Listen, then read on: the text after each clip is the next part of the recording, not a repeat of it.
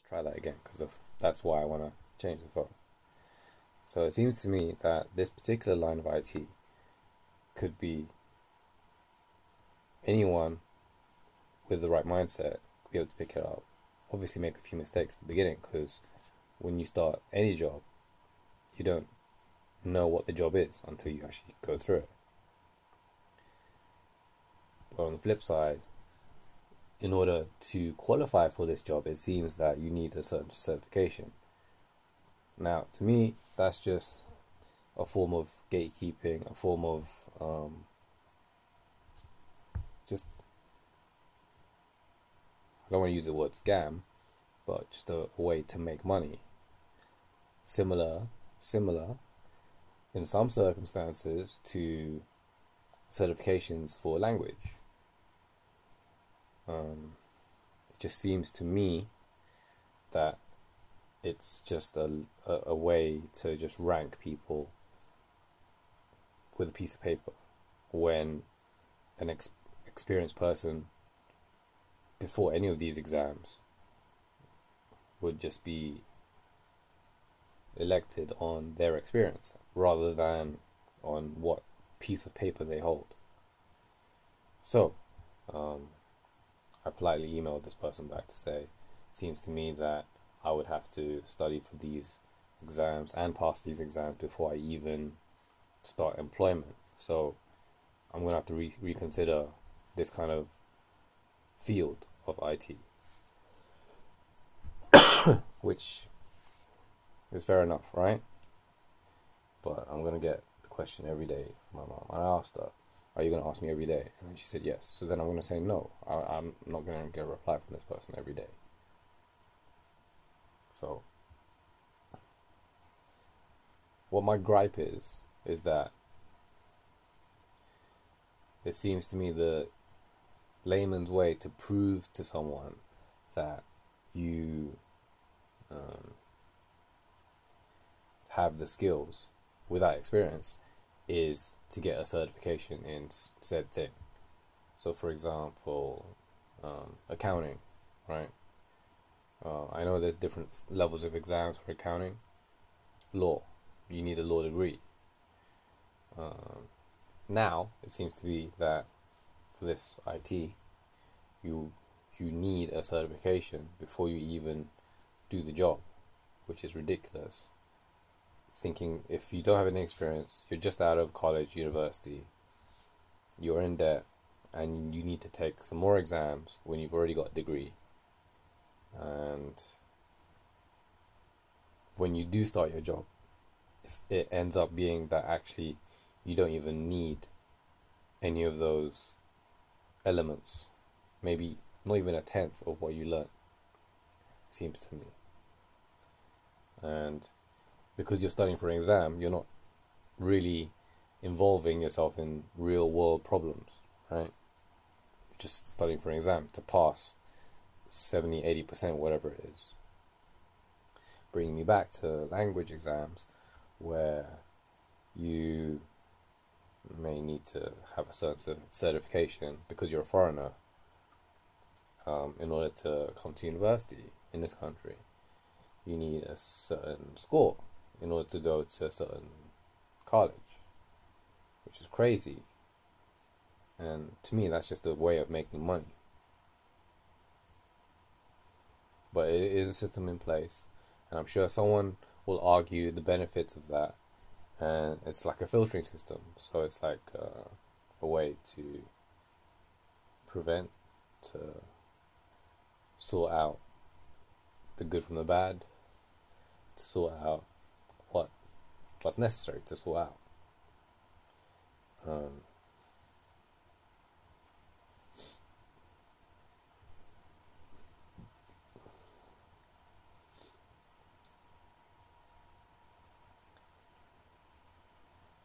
It's a very interesting time in the 21st century, where don't really know what's going on in terms of employment.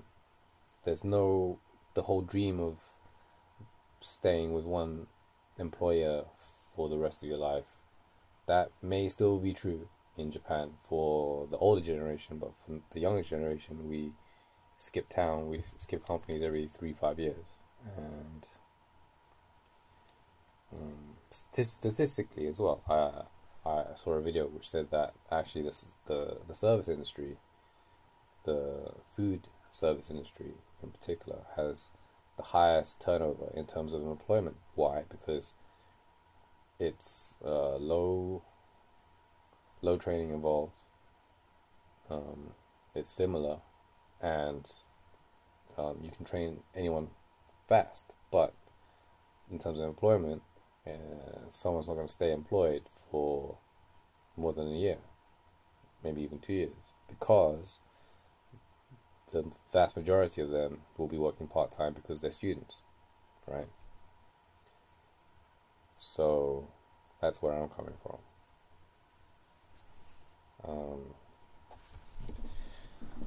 And that's why as well,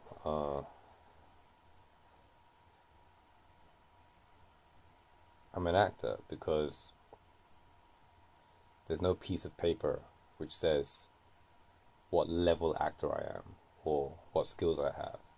That's what you prove in an audition circumstance.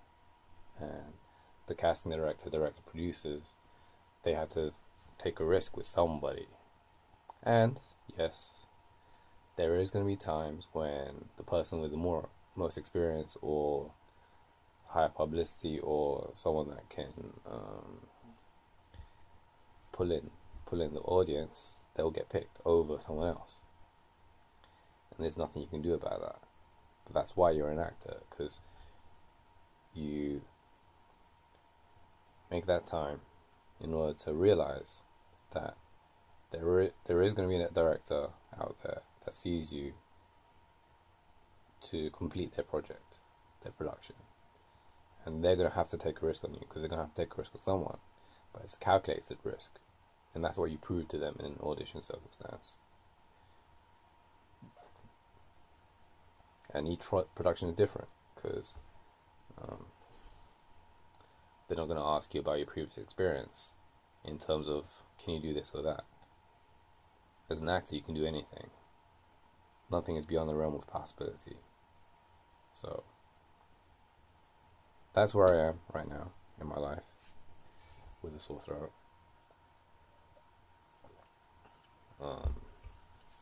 Never thought I'd have to really spill it out, but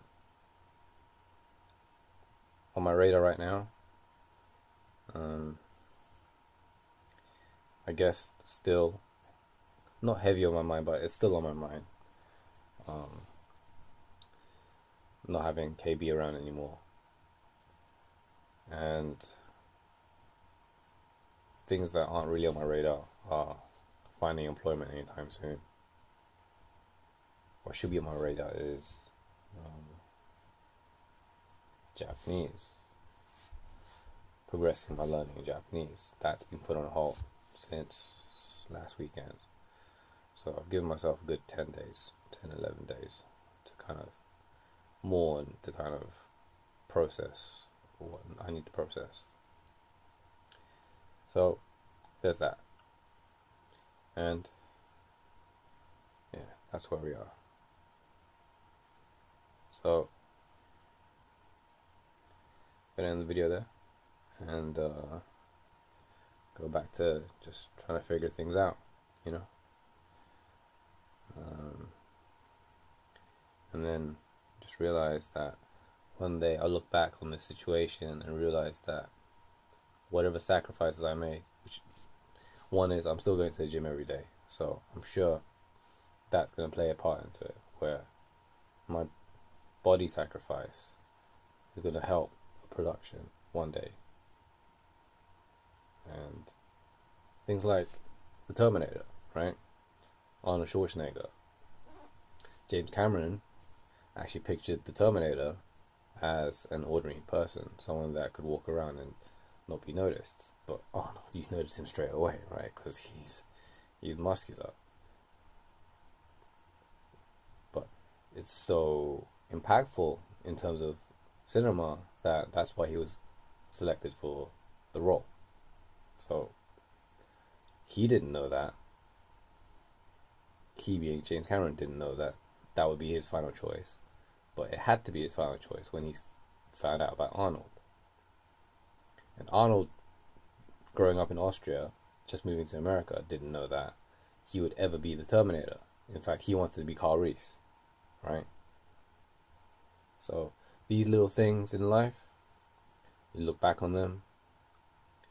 I'll have similar situations where little things in life, I'll look back on them, I'll smile and say, you know, I didn't see that coming. So that's what I hope for and have faith for. Fate, destiny in the future. So I'll leave you with that. Peace.